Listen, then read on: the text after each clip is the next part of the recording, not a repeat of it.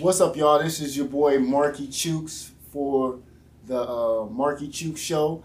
Today I got with me, I was just going to call you 6 Ward City Council, but we got the NAACP president, Jason UPTHEGROVE. Now, Jason, you just had an incident with the police, and it's funny talking to you about that because you shouldn't even be having no problems with the police. What happened that night? Well, that issue was really minor. It was, I mean, the police officer, I asked him, was an individual okay during an accident? I didn't like what his response was to it. We had some words, and subsequently I ended up getting arrested. The issue is really not about me. Right. Because, I mean, any civil rights advocate worth their salt is going to be arrested at some point in time. Exactly. Dr. King, yeah, Malcolm, any civil rights advocate yeah. that you can name that has ever had any presence in any community anywhere has had handcuffs on them, and they've been unlawfully arrested by an overzealous police department. So that's not new.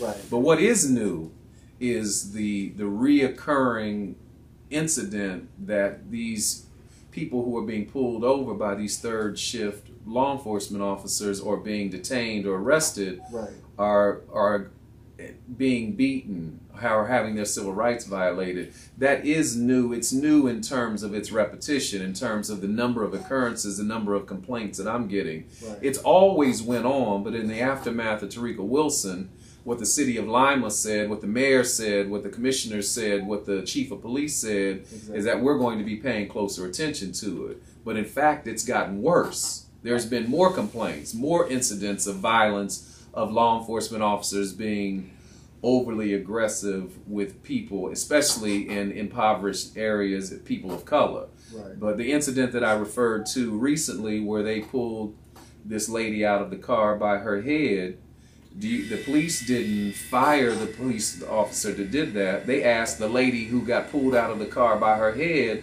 to sign a waiver that she wouldn't sue them, to ask her to do that, so, and in response to that, they wouldn't press charges. That's not what we need going on right now. We need somebody to hold these young men accountable, right, or they're going to hurt somebody or get hurt. Right.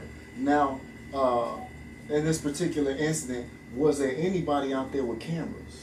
Well, camera phone. You know, everybody got camera phones now. Yeah, everyone should have a camera phone, and I don't know if there was anybody out there with camera. But one of the things I've been hearing, Markey, is that the police are telling people that to put their cameras away, that they're in violation of the law for videotaping this police harassment, videotaping this violence, videotaping this police misconduct. Right. That's a falsehood.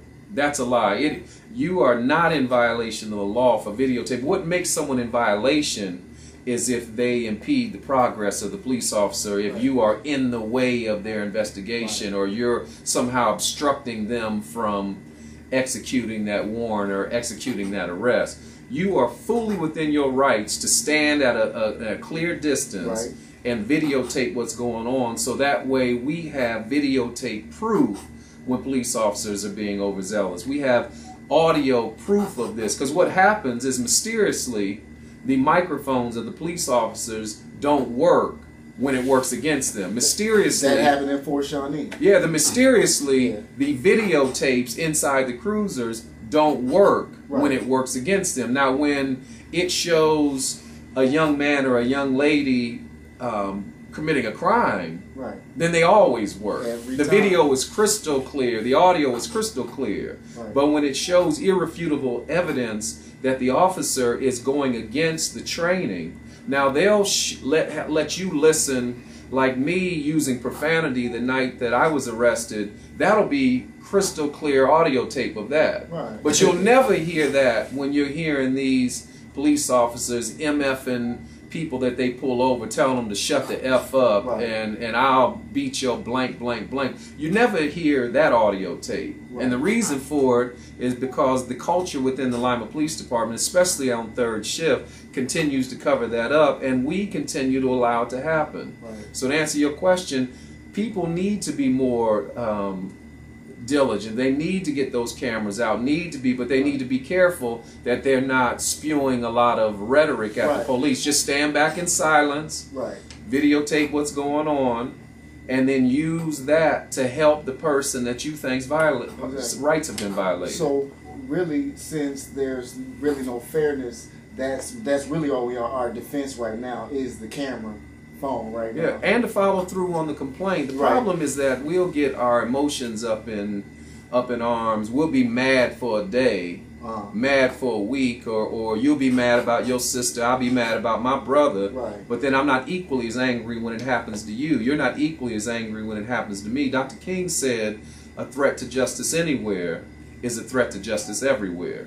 That's what we need to be focused on, because if it can happen to somebody else, it can happen to us. There's some people out there that don't like Jason Up the Grove, and just so I could just be clear. Hey, some people don't like Markey Chukes. I don't care. I don't live my life under the value system of others. I have to account for my own actions. I'm an imperfect person. The issue here is not about me, because I have a voice. The police aren't going to do anything to me that I'm not going to make them pay for, that I'm going to always hold them accountable. The issue that we're talking about here is the people that don't know that they have a voice. The people that don't know that they're allowed to hold the police accountable. We in our community, unfortunately, have a mindset that says, well, it's always been that way and it'll always be that way, so we keep getting what we're getting because we're doing what we're doing. You don't have to have acts of violence against someone to get their attention. You just keep paying attention to it. You keep jotting down information. And the best information in the world is audio and video proof. Exactly. Like we're doing right here. That's right. So really, everybody out there, and I want you on the show because I feel you. You know what I'm saying, on what you're talking about, because I had an incident, it's not about me. You know what I'm saying? But at the same time, our people do need to be more informed about what's going on as far as the laws, what you can and cannot do, and what Jason and I are telling you. If there's anything going on, an arrest or anything like that, and you feel that it's unfair, stand at the, you know what I'm saying, the distance that you're supposed to. Don't spew, get to yelling while you're doing this to them, because that's a destruction of justice, right? Obstruction of justice. Get out them camera phones and start videotaping that. As long as you're standing at the right distance, and you can vouch for this, you can record. Absolutely, and it's also a falsehood. You're allowed to ask a police officer why you're being arrested. You're allowed to ask a police officer why they're stopping you. You've just got these overzealous, overaggressive police officers telling people on minor traffic violations, they're not even telling them why they're pulling them over. You pull me over for not using my left-hand turn signal. When you get out of your car, you walk up, you ask me for my license and registration. I give it to you. You should then tell me the reason I'm pulling you over is because you didn't use your turn signal 3 blocks back. You run my license. I don't have any warrants or anything. You come back, you either give me a warning or a ticket, and you let me go. But what the Lima Police Department is doing with this racial profiling that they call pinpoint policing is that they're targeting people in certain areas, pulling them over for frivolous traffic violations, and then saying, do you have any illegal drugs or weapons in your car? And then if you respond like most people would by saying no, then they say, can I search your vehicle? Then you, under your Fourth Amendment right to unlawful search and seizure, say no. Then they say, well, if you say no, then we're going to run the dog around your car. Then they detain you.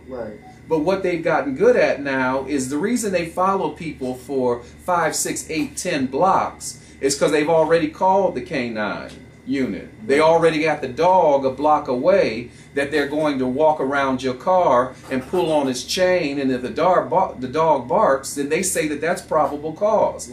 These are violations of people's civil rights. You have a right to say, I don't want my vehicle searched. They don't have a right to use this dog that they train to then give them the probable cause.